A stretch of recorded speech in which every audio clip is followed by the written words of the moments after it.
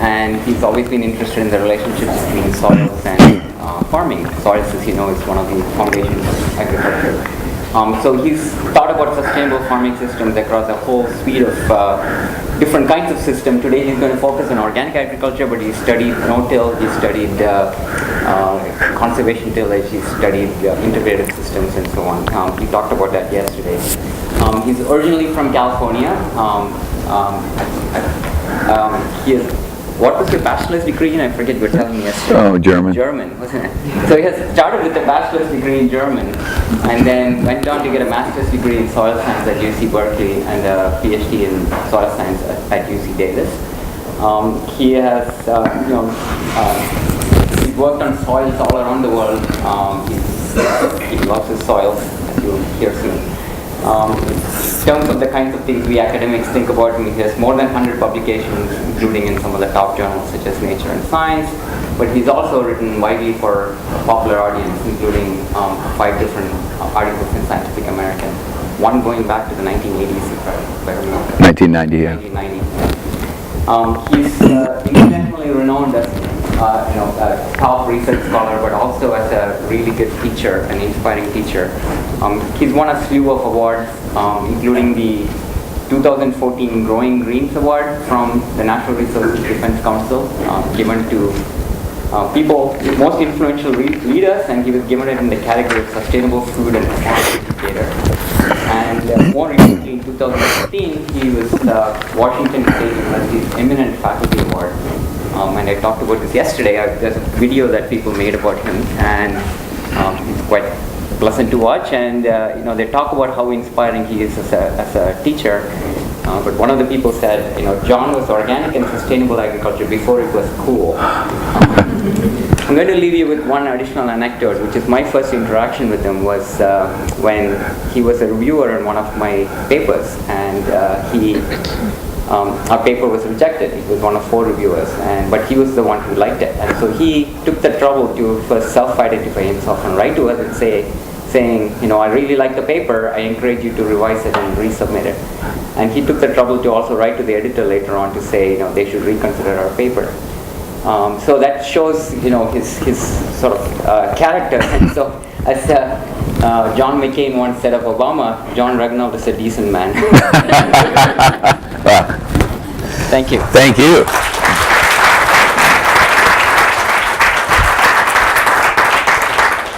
I think that's probably the highest compliment I've gotten. I'm a decent man. So anyway, I was invited to give this talk. A graduate student of mine, he just graduated with his PhD last May. We were sitting around a couple years ago. This paper came out in 2016, and we were talking about, there's about 40 years of research now looking at organic ag, goes back to 1975. There's probably a few things before that, but not much. And so why don't we look at all those studies? And there's probably, close to, I'm guessing, there might be 1,000 studies comparing organic with conventional. Different aspects, some with yields. There's probably a couple hundred at least looking. Nutrition's a real popular area. Yields is another one. Pesticide residues, economics, which one's more profitable. All kinds of papers on different environmental aspects, soil quality, nitrate leaching, greenhouse gas emissions, biodiversity loss. And as you'll see from my talk, very few studies in the social area. It hasn't been looked at, but we're starting to do that, and there's reasons for that, and I'll tell you about that. So we started looking at the literature, and then as a result of that, we published this piece in Nature Plants that basically looks at the 40 years of science behind organic agriculture, and we titled it Organic Ag in the 21st Century. And this photo was actually taken by Jim Richardson. It's in Kansas. He's a National Geographic photographer, and he's a friend of mine. He was up in a helicopter, and this was not set up. He waited and got these combines crossing at that point. He probably blasted about 50 picks, and then took the one that, and he let me use it. So The talk's kind of broken into 4 pieces. The first 2 are pretty short, just kind of give you a background of organic ag, how it started, where it's at. If you're going to look at a farming system, you have to have sustainability metrics, so you have to pick those carefully, and they have to be scientifically sound. Then most of the talk, okay, what do the studies tell us? And then, where's organic agriculture heading? And I don't have a crystal ball for that, but I have some ideas, and I've talked to a number of folks in private industry. So let's go back to 1971, before most of you were born. And in the United States, Richard Nixon was president. And in 1971, his Secretary of Ag was Earl Butz, and he was asked about organic ag. And this was his comment, it's well quoted, before we go back to organic agriculture in this country: somebody must decide which 50 million Americans we are going to let starve or go hungry. He was very much for the expansion, and contributed very much so for the expansion of high-input agriculture, tear down fence rows in the Midwest and Great Plains, any ecological borders you might have between farms, get rid of those and just plant.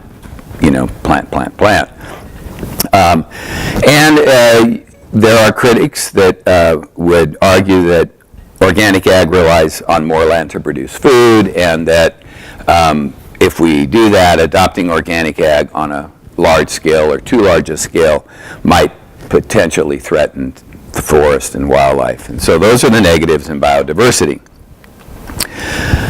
So then you might say, well, okay, there's that. How is organic agriculture doing? And these data are from the International Federation of Organic Ag Movements. It's IFOAM. They're kind of the umbrella agency for the world. And they started getting data in 1997, and so you can see that sales have steadily increased. The line at the top is basically showing the land area has increased too. The sales have increased, but it's pretty much stayed in North America and Europe. So North America's in the red, that's Canada, the United States, Mexico. Most of that would be US and then Canada. And then the green, of course, would be Europe. And they occupy about 90 to 92% of farm sales. And it's, around 46% each one. Some years one has 47, the other has 45. It just kind of goes back and forth. But the bottom line is that when you start looking back and then you look at today, you kind of think, wow, it's really the number of farms, the extent of organic farmland, actually the amount of research funding in organic ag, all that's increased. So our U.S. Department of Ag used to not have, back when I started doing research in the 80s, there was virtually no money. In 1994, 1995, they brought in a program called Agricultural Systems, which was a competitive grants program for funding with all agricultural systems. And then about 8 years ago, they started, this was under the Obama administration, USDA actually had a program. They were being lobbied heavily, an organic ag program, Organic Research and Extension Initiative. That's about $20 million a year anyway, and it has to be organic research. And then the organic transition's another $5 million, and that money has been growing slightly. So the research money is a big deal. There's more money in Europe for that. And then, of course, if you look at the market size, that's honestly the big driver. Consumers want it. Big companies like Costco, Pacific Foods, they are having a hard time getting ingredients for their products. And so Costco now is actually, and I'll show a slide on this, is actually paying farmers to help them buy land and machinery to be organic, but they have to sell their product to Costco. So it's a win-win for them. U.S. figures, we have pretty good data. 1997, about 0.8% of the food and beverage market was organic, and 2015 that had jumped to 5%, and it's still growing. Last year, I think it was, 5.4%. So it's moving forward. And then there have been some recent international reports, both from our National Academy and also international reports, European reports, and FAO, that Food and Ag Organization of the United Nations, that recognize organic agriculture is balancing a number of sustainability metrics, not just one like economics or yield, but looking at environment and other things. And that it could be a farming system of increasing importance to help, feed the planet, And they don't say it's the only one, but they support it. And then part of background is, well, why do consumers buy organic food? And believe me, the organic companies, they do all kinds of surveys on this because they're investing a lot of money, and there have been just an incredible amount of surveys done, and it sort of falls in this order in these categories. The order may vary, but these are usually the reasons why consumers buy it. The first one usually is avoid pesticides. Second is there are folks that don't want GMOs or irradiated food. There are folks that don't want hormones and antibiotics in their meat. Protecting the environment comes up pretty high. And then there are some folks who think, well, it's more nutritious. It tastes better. We want to protect our children from pesticides, so there are parents who support organic ag from that viewpoint. And then there are folks who believe that, well, we want to preserve family farming. So there are small organic farms that are mid-sized, but there are big organic farms. I mean, thousands of acres. So there, organic farming, the reason why it's of the size it is today is because big farms are becoming organic. And then there are big farms that are both conventional and organic. They grow both. So that's another combination. So if you're going to look at any farming system, whether it's organic or integrated or no-till or conventional, you have to have some metrics. And the normal metrics of sustainability that we hear about are the three legs of the stool: economic, social, and environmental sustainability. And I was one of 15 folks on a National Academy of Sciences committee in the United States. There were a couple farmers, a couple folks from industry, probably about 10 or 11 were academics, and we felt that production should be its own area, because people are always talking about yields and where do you put it? Does it go under economics, or is it really under social, because we can pick how much something should yield. So we thought that yields and the quality of food should be its own metric, and that for a farm to be sustainable, it has to produce adequate yields of high quality food. So it could be high protein levels, less pesticide residues, more nutritionally dense, environmentally safe, no nitrate leaching, no soil erosion, economically viable, your costs are not too high, you're making money. You're not making money, you're not sustainable. And then socially responsible. You're good for your workers, you're good for your family, and you're even good for your community. So when you think about it, you think, wow, that's a kind of a utopian concept. That if I were a farmer, that's hard as hell to do.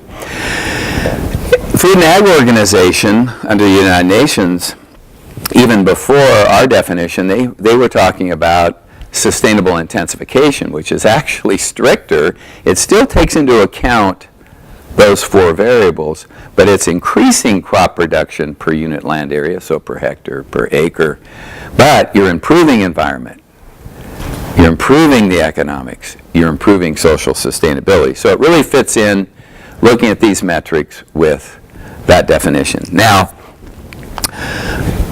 a reality check. There are a lot of consumers that think if something's not conventional, it's organic, and if something's not organic, it's conventional. And that couldn't be further from the truth. So organic and conventional farming are kind of like bookends on a shelf, with all these other systems that are sitting in between that are pretty cool, like agroforestry, integrated, which is a hybrid system certified in Europe, that probably uses 70-80% organic practices, but can come in with 20-30% conventional, so they can tweak the system with herbicides, insecticides. If they need a side spray, they can add a shot of fertilizer but they have to build the soil. That's a key thing, building the soil. To do that, you have to add organic matter. There are mixed crop livestock systems, big in New Zealand, Australia, in Europe, where farmers grow both crops and livestock. Sounds simple, but it's much more information intensive because farmers have gone toward just growing crops so they don't have to worry about animals. You don't have to think about animal disease, marketing your animals, growing sheep or cattle. So it's much easier to do one or the other. But the blend of the two can create a pretty sustainable system. Big movement in grass-fed livestock. You can go to the store. I assume you can do this in Canada. You certainly can do it in the United States, where you can buy grass-fed beef, grass-fed chicken, and then you can also buy it organic. But there are separate labels for just grass-fed. Perenniation's a system that includes perennial grains. The Land Institute trying to perennialize our grains like wheat, rice, grain legumes like peas and lentils. Also includes systems where they actually grow trees and shrubs, and they're pushing this in Africa along with grain crops, so you have the two together, and those shrubs and trees are leguminous, so they're sharing nitrogen with the crop. Big system that's being pushed by the Food and Ag Organization in Sub-Saharan Africa and South Asia is conservation farming or conservation agriculture, which has three principles of conservation tillage, with the optimal being no-till, keeping the ground covered at all times, and having diverse crop rotations, which to me is at least 3 years of crop rotation, not 1 or 2. And then no-till, which is a subset of conservation ag. But that's not conventional agriculture. Yes, they use pesticides, but it's a whole different system. You have to monitor your weeds a little bit differently, your disease is different, that kind of stuff. So just keep in mind that there are those systems in between. Most farmers know this. So then you might say, okay, so you've laid out what the metrics are, so do we have enough data? You start looking at those hundreds of studies that have been out there. Well, we have a lot of production data. In fact, we have so much production data that, yield data, that there have been 5 reviews or meta-analyses that have been done starting back in 1990 up to last year, I think 2 years ago. And so we have plenty of data there. Same with the environment. We probably have 14 reviews or meta-analyses because we have hundreds of studies looking at different aspects of the environment. Economics, there have been a number of studies done and 1 meta-analysis with economics. Social well-being, maybe 5.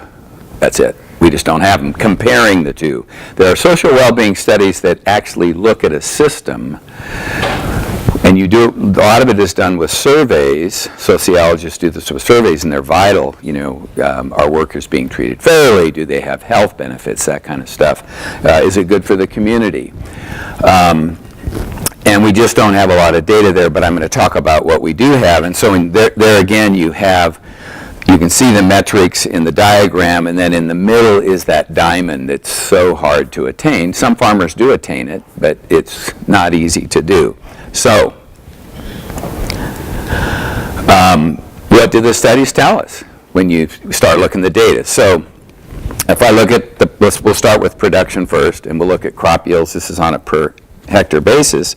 So under favorable climate and soil conditions, then hundreds of studies done in this area, and starting in 1990 there was a review done looking at the studies, then again in 2006, and then about 3 done in the last 5 years. The yields are always lower. These are average yields found in the meta-analyses. So yields for organic range from 8 to 25% lower than conventional. And I think a lot of you know that. But you can actually, if you go to the studies, you can actually see where one particular farmer or one particular study might have had yields that were 70% higher, and you can also see a conventional farmer with yield 70% higher. There is variability, but in general, yields are 8 to 25%, with probably coming in 15-20% is a fair figure.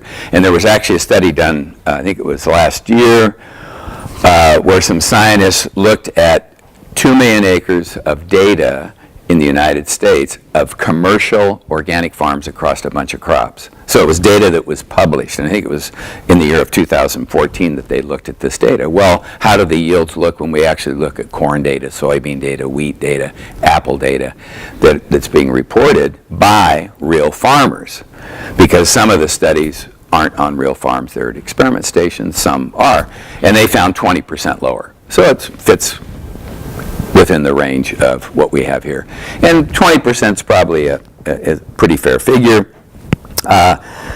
Some studies show that fruit is significantly lower, but there was actually another meta-analysis that actually showed fruit about 10 to 15% lower. But in general, fruit doesn't do as well. Wheat definitely doesn't do as well. Wheat can be 20 to 30% lower. It's tough to do organically. Wheat is usually grown on big farms. Issues are, and it's rain-fed, big issues with that are weeds. How do you I guess you can get, a bunch of young people out there to do it by hand, but you'd probably need hundreds, and so that's a big issue. But rice, soybeans, corn, and hay, grass, clover, do pretty well, 6 to 11% lower. There have been studies that have been done that under severe drought, organic systems equal or go higher in yield than conventional. And you think about that, well, why would that be? The soils are in better condition, more organic matter. And these are mostly in rain-fed areas, so more organic matter, it's going to hold more water available for the plant, so the yields tend to be higher. That could be a factor with climate change. And then there have been some studies done showing that you can actually improve yields for organic systems if you actually breed crops, like breed wheat, within organic systems. So most wheat breeders, so like at Washington State University, I come from a wheat producing area, we have 4 wheat breeders just for breeding wheat. I mean, it's a pretty important crop. And they're breeding wheat. One does some in organic systems, mainly in conventional systems. Then you're taking those varieties and putting them in an organic system. There have been studies done that show when you breed wheat in organic systems, those varieties can do better in organic systems than conventional, and vice versa, which then says, well, maybe it might be worthwhile to have some of our breeding or breeders breeding crops in organic systems. It would not necessarily close the yield gap, but it would help reduce that yield gap. Then the other half of production is food quality, and it kind of falls in 2 areas: nutrition and pesticide residues. And the area of nutrition is there are probably more studies in nutrition. I think it's over 200. It's popular. I mean, you do a nutrition study, it can get in the press, and consumers want to know about their food. They want to know about vitamins, antioxidants, minerals, all that.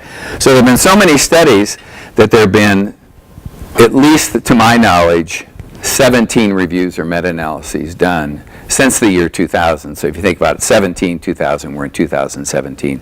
The last one that I know of was done last year. Almost at least one every year, and I think 2 in 1 year. And 14 of those 17, if you look at those, they have found some evidence of organic food being more nutritious. And generally, it's vitamin C. And so they basically take all the data, apples, oranges, pears, vegetables, wheat, eggs, and they put it in the computer, standardize it, and this is what they get. And so generally, it's vitamin C, total antioxidants, and usually the figures are 10% higher, sometimes only 5, sometimes 15, but it's statistically significant. And then, of course, there have been studies done with milk because of the pasture-fed that you have more total omega-3 fatty acids in organic milk. You could probably get similar gains in conventional milk, but you'd have to pasture, get the animals out on grass. One of the 3 studies that showed that, the other 3 studies basically show that the systems are tied. But one of those reported that there was a much lower risk of antibiotic-resistant bacteria in chicken and pork. So if you count that, well, then you could say, well, 15. So how conclusive is that? You really have to look at different crops. You could say, well, the jury's still out, or you could argue, well, it's pretty good. If I were in Vegas, that's Las Vegas for you people who don't know what I'm talking about because you're from Canada. If you're in Las Vegas and you had a chance of, well, these are your odds, 15 out of 17, how much money do you want to put down? If I were of that mindset, I say if I were, I'm not a gambler, I'd bet the house. Just like, are you kidding me? 15 out of 17 chance? So then if you look at pesticide residues, well, little to no pesticide residues are found on organic foods, mainly because they don't have the heavy hit pesticides. They're not using them. There is some drift. These are from 4 reviews and meta-analyses. And so if parents are concerned about it, exposure to their kids, and there are parents concerned about it, then there are places like the Environmental Working Group, EWG.org. Every year they update their Dirty Dozen. They look at about 50 fruits and vegetables, which one are more likely to have residues. And there's 12 that, things like that I love, like peaches, apples, things that we grow a lot of in Washington State. They're all in the top 12.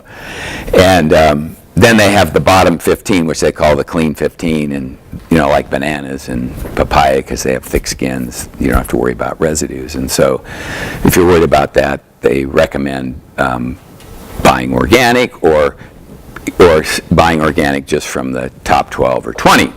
And our American Academy of Pediatrics in 2012 put out a report basically saying, hey, look, parents have been, writing us emails, letters, they want to know about this, so we're putting out this report just to let you know if you're concerned about pesticide residues, these are the foods you need to be careful about, and showed them the list. And it was a if you are thing, but it was interesting that they did this. And then last year the European Parliament report actually looked at epidemiological studies, and there's not a lot of data, but there were 3 big studies, and it report basically came out with, we need to do more studies because it's okay, people now eating the food, how does it affect their systems? And there was some data that it can affect the children of pregnant women, maybe IQs later, that kind of thing. But it wasn't real conclusive. But I recommend looking at the report. You can download it. I think it's about 80 pages. Just put in European Parliament Report 2016 and you can actually look at it. And one of the conclusions was we should be looking at organic systems because they have lower risk of antibiotic-resistant bacteria with their chicken and pork, which was what that study showed. And that's an advantage because we're having a problem with antibiotics in our food. So it kind of gave a little bit of credibility to organic. So I'm pointing that out. That's real recent, came out December of last year. Environmental quality, now there was actually another review, meta-analysis that just came out this last year dealing with biodiversity, and it supports what I'm going to say. But basically, 14 reviews or meta-analyses, if I count that, 15. I'm very biased, I'm a soil scientist, love the dirt. Pretty much a slam dunk on that anytime you start adding a lot of organic matter to the soil, you're going to improve it. Most gardeners know this. So if you look at studies, organic systems do a lot better in soil quality than conventional. And if you compare organic with conventional, there have been a few erosion studies done because of that organic matter addition, because of cover crops, green manure crops that they're growing, less erosion. Now remember, that's organic, conventional. That's not organic, no-till. No-till is not conventional. Okay, you have a lot of no-till in Saskatoon. No-till would probably be the best system for preventing erosion, especially on slopes. It's tough to beat because you have a lot of residue. You're keeping the ground covered or keeping it covered most of the time. You're not turning the soil over. You have issues with it, but generally, if you want to control erosion, that's the best system. I don't know of studies done comparing organic with no-till, but organic with conventional shows soils protected significantly better. Organic systems have little to no risk of synthetic pesticide pollution of ground and surface waters because they can't use them. Yes, they virtually don't use them. There are a few that they do use, like with apples. I'm sure you use them in the Okanagan, pheromone mating resistant, those little twisty ties they put on trees to confuse the codling moth. The male codling moth is flying along looking, wants the pheromone scent of the female, and zones in, and then they have their little baby eat up the apple. But when it's flying along and you have all these twisty ties sitting on it, say every fourth tree, they're confused because it's actually kind of cruel. Farmers call it confusion because it's like they're like, wow, there's a whole bunch of them, but they can't find it. So it's a great way for biological pest control. And conventional growers use it as much as organic growers. It's that good. But it's synthetic, and organic growers are allowed to use it. So it's like a little twisty tie. So pheromone mating disruption. Nutrient leaching, greenhouse gas emission, those are big factors. Organic systems generally perform better, especially on a per area basis. So we're now talking about per acre, per hectare. But you sometimes get opposite results if you start looking at unit of production. So for example, there was one meta-analysis that looked at nitrate leaching in all the studies, less nitrate leaching per unit area, but when they shifted to per unit of production, the meta-analysis showed 70% of the time organic was better, 30% of the time conventional, because per unit production yields are higher with conventional, so it's going to change that relationship. And then in general, from what's studied, meta-analyses and reviews, organic systems are usually more energy efficient. You see big differences in grain systems. Less so, you see differences in fruit production systems. They're very, very intensive. Both organic and conventional are intensive. Differences can be 10%. Grain systems differences can be sometimes 30 and 40% different with energy. And then with diversity, organic does really well with diversity. And I don't just say biodiversity. Part of it with organic systems, they tend to have more habitat and more landscape diversity. There have been studies done that show that. Then when you start looking at below and above ground biodiversity, so not just birds and insects, but you start getting into the soil microbes and earthworms, things like that, those are more abundant on organic farms. And usually more abundant, usually more ecologically rich. Some people like to look at functional groups like pollinators and predators and producers, and that tends to also favor organic. The biodiversity aspect is pretty strong in favor of organic, and there have been just a bunch of individual studies done, and then the meta-analyses bring this out. Economics, there have probably been about 45 good studies done in this area, and I know this area well because I was sitting in a coffee shop with a friend of mine, an entomologist, and I'm a soil scientist. And we were talking about how all these meta-analyses, this was a couple years ago, how all these meta-analyses had been done. And we said, well, hey, but there hasn't been a meta-analysis done in the economic. Why don't we do that? So I said, well, I think that's a great idea, but I think the biggest complaint we're going to get is that if this gets published, you're an entomologist and I'm a soil scientist. We're not even economists. I have included economics in a number of my studies, so I know something about economics. And we figured, well, we can figure it out. And we had 3 economists review our paper. Anyway, we did this study. We did it on our own time. We didn't have grad students do it. It took us over 2 years to gather the data. We'd work on it for like a week and then let it go for a couple of weeks. And then toward the end, we really worked on it. And It was published in the Proceedings of the National Academy of Sciences, so we were real happy with that. And it was reviewed, I think, by 3 economists, and it was all sound. And so we felt really good about that. Nobody even questioned that. I was wrong. So I'm probably telling you stuff you shouldn't know. But if you say, well, how does it do? Organic food gets a price premium. It gets more money for its product in general. I'm talking about price premiums at the farm gate, okay? I do care about us. I do care about what we spend at the store, but I'm right now caring about how much the farmer gets at the farm gate. So this premium is what the farmer gets. What the farmer gets for his or her strawberries can be different than what we pay at the store. They may get a 25% premium, we may pay 50. They may get a 50% premium, we pay 25, that kind of thing, okay? So this is for the farmer. Organic agriculture was significantly more profitable, 22 to 35% if you look at net present values. That's basically net returns taking into account inflation. You have to take into account inflation. But some economists like benefit cost ratios, so we'll look at that, 20 to 24% higher if you look at the studies. Then you might say, well,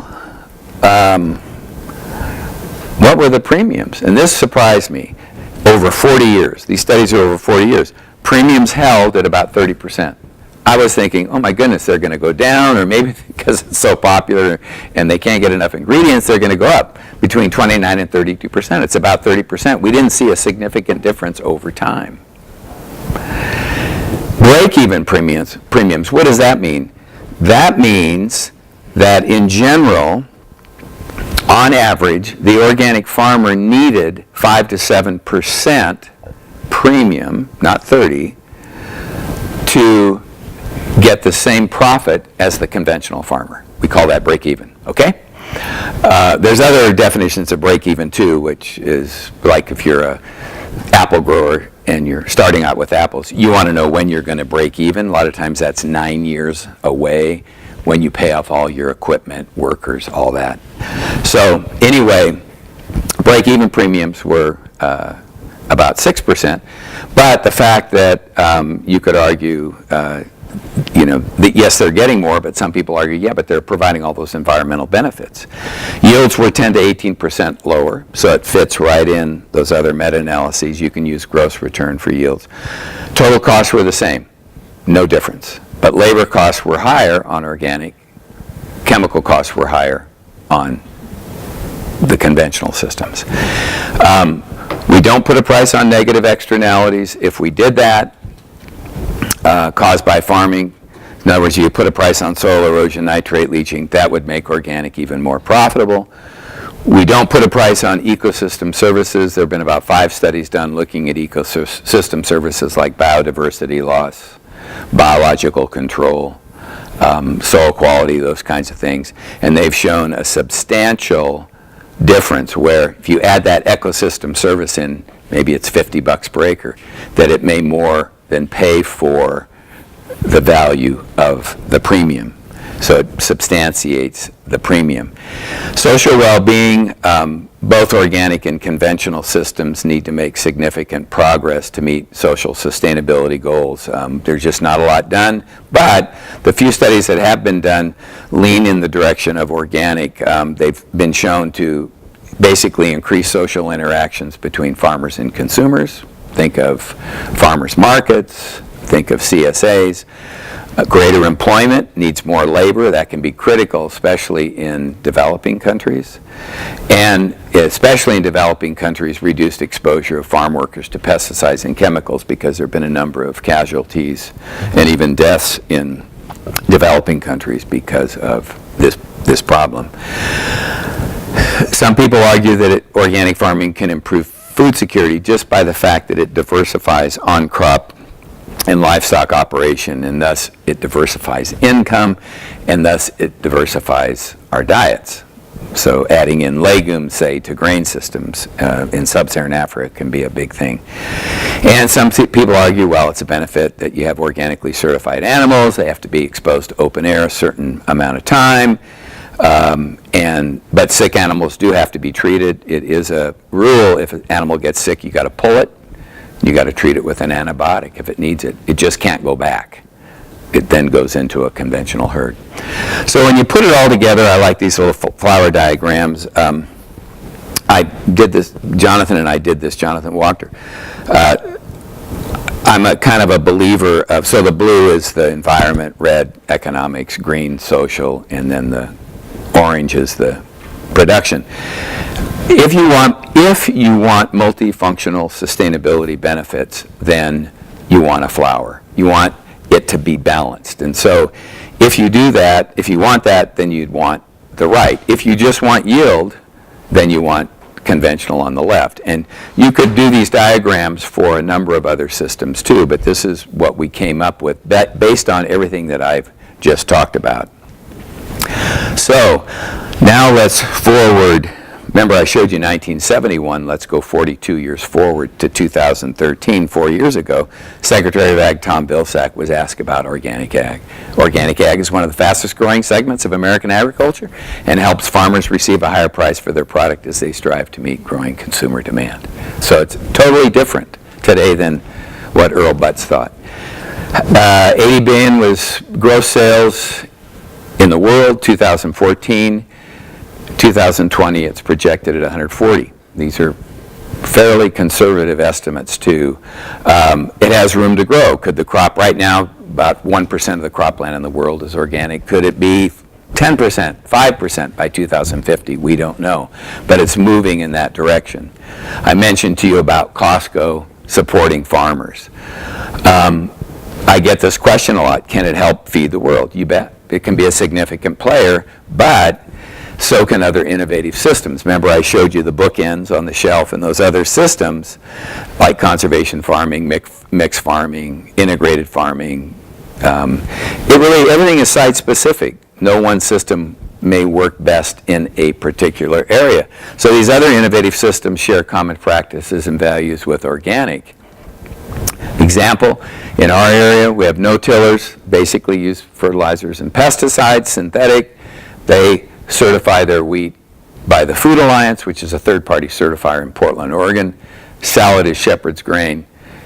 They're doing what organic growers do. They now have a certification level. They get a premium, and they sell it in all the Whole Food stores on the west side, and they also sell it at the co-ops around my area. So other farmers are taking advantage of the certification process. No one farming system, this is sort of the bottom line, this is my viewpoint, is going to safely feed the planet. And it's going to take a blend of farming systems. My personal opinion is we need to adopt these more innovative systems. And part of the issue is that farmers face tough decisions. How tough? That's, if you're the farmer, you're in the middle. It looks complicated, that's their life. Gee, I'm affected by markets, policies, knowledge. Where am I getting my knowledge from? Extension agents, fertilizer salesperson, policies, U.S., Farm Bill, environmental issues in Canada, energy bills in the U.S. or Canada or Europe. Markets, do I have a market for organic cotton? I don't, so why should I grow it? That kind of thing. Farmers have to make these decisions daily, and they make it to make money. That being said, consumers probably have more of a say than farmers. They play a vital role in the food they choose. If we ate, there's a lot of data that show if we ate a more plant-based diet, we would, reduce our meat consumption. We could feed more people. We do produce enough food to feed everybody now. The American diet is not the best diet, as you probably know. And we also know we have to reduce food waste. So my last slide is a picture of two soil samples. I like to get back to the soil because it kind of all starts there. So you have two samples, the one on the right, one on the left, taken from two farms. These samples, side-by-side farms, both growing corn, soybeans. One on the right was basically an integrated system. The one on the left, not organic, the one on the left was conventional. One on the left, you can see a colleague of mine took the sample. They both looked like the one on the right initially, and ran a garden hose at low volume over these two samples. They were taken 50 meters apart. The sample on the left was grown conventionally, either corn, or corn soybean. Not a lot of organic matter in the soil, and after a minute, all the soil washed away. The one on the right, corn, soybean, alfalfa. Alfalfa is a great soil builder. The farmer used the hay for animals, sold it for animals. After 5 minutes, the soil on the right still stayed together. Organic matter and the organisms are basically holding it together. That's what I want for our future. Thank you very much.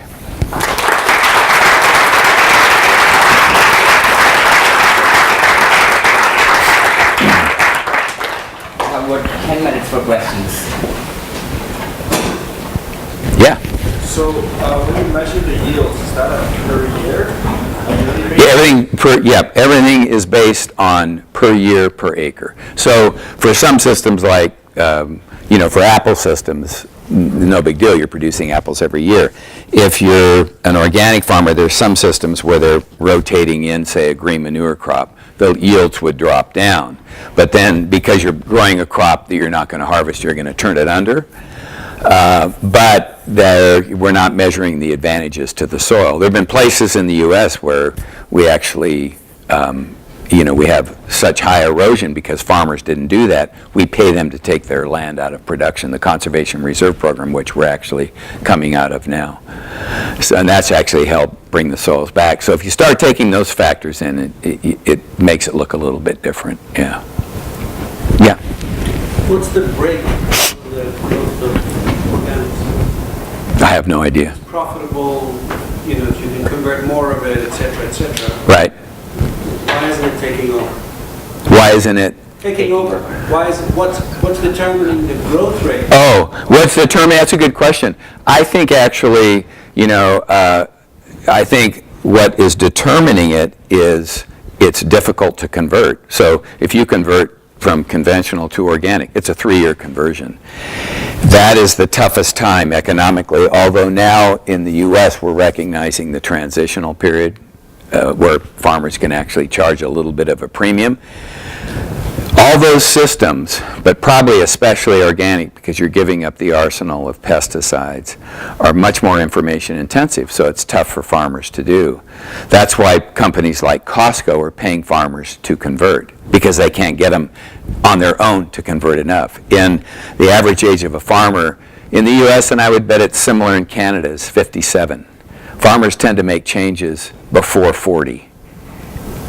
So it's going to be young people taking over the farm or their children that are going to make it. So in my mind, I would, and I haven't read this, but I would just think it's the slowness of, and it's probably converting at the right pace because you want to do it right so the farmer's successful. Farming, however you do it, is hard as hell. I mean, it's real work. And I mean mental work and physical work. All of a sudden you say, oh, you're going to be organic. And I'm going to give up all these chemicals, or I'm going to be no-till. Are you kidding me? No-tillers, it's hard to be no-till. I'm giving up the plow. You're changing my whole weed regime. You're changing my disease regime. You're changing my crop rotation. I don't even know about that. So that's, to me, the biggest factor. The demand is there. My understanding is that most companies cannot get enough product. I have a follow-up question. Is there an extension program for organics? We have extension agents now. Actually, we have one extension agent in the state of Washington that does mainly organic and alternative systems. But most of the extension agents deal with organic. Because now, Washington State, by the way, is the second biggest producer of organic foods in the U.S. California blows everybody away with wine and everything, and organic. We actually are the second biggest wine producer, too. And I know you do good wine in Okanagan. But, so our extension agents have to know about organic. And then Lisa. Hannah. You mentioned that some of the yield differences can be attributed to varieties, if not being bred for organic systems. Yep. And I wonder, given that a very large portion of our global seed supply is controlled by companies that also sell chemical inputs, Yep. there's not much incentive to breed for organic production, what is the way out of that kind of bottleneck for getting organic seed supply? It's, well, the way out is that there are some breeders now looking at breeding in organic systems. Not many. I just think as the organic market gets bigger, and it's already 5% of the U.S. market, so you can go, I did a sabbatical at the Land Institute in Kansas in Salina, 50,000 people. All the stores there have organic food. So it's common. So that is going to be the driver. And we have more grant money, so you can actually include that in a grant proposal. I'm on a $2 million big grant proposal. I'm one of the co-PIs that's with organic quinoa. Because North Americans want quinoa, but they want it organic. So there's big. Yep, over here. Lisa. So you point out, and I feel like there's a fairly good understanding in the scientific community in general, that it's not really just a matter of organic versus conventional. Right. There's this whole spectrum of processes in between. And in Yeah. particular, that a lot of the benefits we see come from no-till and conventional tillage practices. Yet, for the consumers, it's either certified organic I know. or it's off. Well, that's what I said, and that's why I show the bookends. For sure. But what can we do about that? I mean, what can we do to reduce the demonization of, say, the 5,000 acre corn farmer who is growing 5,000 acres of no-till corn with some good, rotation and doing a lot of things to help the environment, but is still demonized by public perception because they aren't certified organic?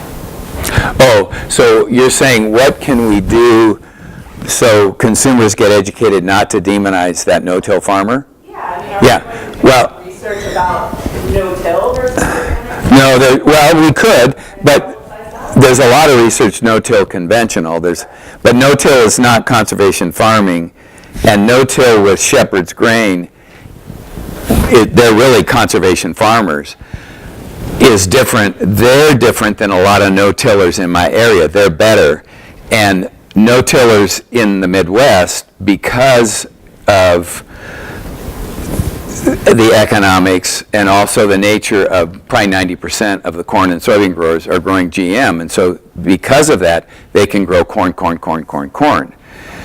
Or corn, soybean, yeah, but hold on. So what I'm saying is, forget about the GM. If they want to do a good system, grow GM corn, GM soybean, GM alfalfa, but they won't do it. Because of the money for the alfalfa, they're being channeled to get money and buy the seed from Monsanto for the corn and maybe soybean. That system of that 4-year rotation is a great system for building soil. You get that alfalfa, but they're not doing it. So and then the GM issue is a separate issue. But I'm just saying if you just even included it, you could do a good rotation. But the economics aren't there. With crop insurance, are you kidding? You go to the bank, I'm going to grow alfalfa? Forget it. The politics are corn. That is changing some. Some of these farmers are changing because of the demand. Right now, the hottest thing going is non-GM food in the U.S. Growing faster, apparently. I don't have the data. This is talking to people in the organic industry. It's not. They're saying this non-GM is just because. What about that public perception? Can we get people to appreciate? You need to all become soil science majors at Washington State University, and everything will work out fine. That's what I did. Yeah. Are there policies that incentivize or encourage these middle systems? Probably there are policies for organic now. USDA does help farmers with transition. Some, it helps some. And then private companies come along and say, hey, would you be organic? But shepherd's grain and our lentil and chickpea growers, Whole Foods has what they call a food forager in the Northwest. She comes over, talks to the farmers. We will buy your lentils if you do it this way. If you're environmental, you still can have pesticides and fertilizers. We'll buy them. You have to have a good rotation. They put the farmer's picture up next to their lentils in their store. So it's privately, there is some incentive. That, I'm not saying that's going to save us, but it's happening more and more because of the demand. The companies need the food. They have the demand for the food. Yeah. Maya and then Leah. Oh, okay. Can you unpack a bit more what you were saying about the corn, soy, alfalfa, even if it was all GM, why wouldn't they want to make that kind of a rotation? Because of the money you get for alfalfa versus corn. When you farm big farm, it's dollars. I mean, it's dollars for a lot of farmers. A lot of farmers get into organic because of the money, and then they see, and some get into it for the environment. But a lot of times after they see the environmental benefits, because they may have got into it because they want the premium, it's like, wow, this is a great system, and they like the complexity of it. We know just generally that when you rotate crops, you reduce pesticide use. So that's good. We know alfalfa is a soil builder. We know the price of alfalfa is not real good right now. Organic alfalfa is still actually pretty damn good, but they're not growing organic alfalfa. So we know all that's good. So then the issue is, oh, okay, that sounds really good to me. I'm a farmer. I'm going to grow corn, soybean, alfalfa. Holy cow, I'm going to take a hit in my book. Am I going to make it? That's the issue. The profitability. They're not getting the premium. They're not getting the money for the alfalfa that they would just get for GM corn. That's it. The system is set up for corn, soybean. It's a big system. They have contracts with big food producers and with companies that have contracts with big food producers that are saying, we need this much corn, we need this much soybean. Some of that is changing, but it's changing slowly. At the same time, so you have that. At the same time, you have the social food movement that's gaining ground. It's kind of cool to see that. People are more concerned about food. On top of that, in the United States, I can't speak for Canada, if you go to the Center for Disease Control, cdc.gov, the latest figures show that 70.7, so 71% of adult Americans 20 years and older are overweight or obese. Whoa, are you kidding? We're going to export that system? Okay, so. Last question from Zia. Yeah, Ozia. Yeah, so how much do you think that each of these different environmental and social outcomes depend on the scale of the operation? Do you think there will be convergence or divergence in these outcomes? I actually think it's, and it really depends on the expertise of the farmer or farm family. Some farmers and farm families can just do really well with large farms. I mean, in the Palouse, they've shown at 3, 4, 5,000 acres, and there's some organic farms that do that. Personally, I think it's easier to manage as far as the eye can see, which is about 600 acres. That's a big farm. I mean, I have a hard time managing my backyard. And believe me, if I had to grow food for all of us, we ain't going to make it. Okay? Naveen and I will make it. Maybe a couple more of you. But, yeah, so I think smaller, mid-size is better. And so we're talking developed world. I mean, 75-80% of the farmers in the world are smallholder. Less than 2 hectares, 5 acres or smaller, and a lot of them are just a hectare. But they're able to do it. I mean, they're there, and that's where we can even make improvements. And so, obviously, it's working in some areas with those smallholders. Yeah, that's a big factor. So you really separate developed and developing when you do that, and they're also providing work for their family. Does that make sense? Okay. Okay, I need to take John out to get some more lunch. John? Well, that's important. Thank you. John?